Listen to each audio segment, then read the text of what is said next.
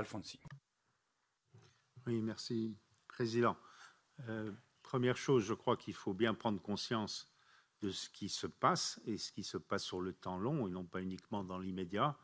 C'est l'épuration ethnique du Nagorno-Karabakh qui est enclenchée. Elle est enclenchée depuis 3 ans.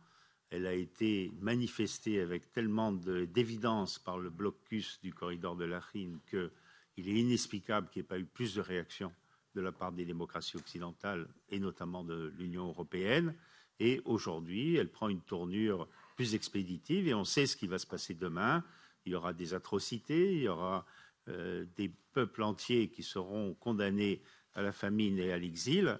Et tout cela se fait alors que l'Union européenne développe une politique d'une ambiguïté consternante. Et en réalité, le mot ambiguïté est bien faible, car quand on accorde des moyens financiers, des moyens diplomatiques et l'absence totale de sanctions envers un régime aussi dictatorial que celui qui est à Bakou, en réalité, c'est de complicité qu'il faudrait parler et non pas d'ambiguïté.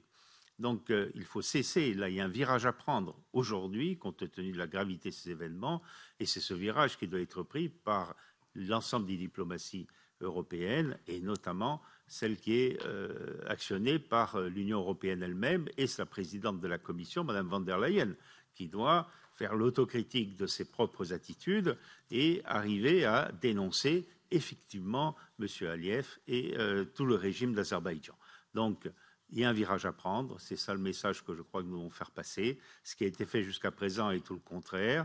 On doit aussi considérer que la toile de fond de ce conflit est une confrontation globale qui est présente aussi en Afrique, qui est bien sûr présente en Ukraine, par rapport au revirement de la Russie, et que l'on doit très certainement s'opposer à cette vision dominatrice que la Russie exprime dans différentes parties du monde.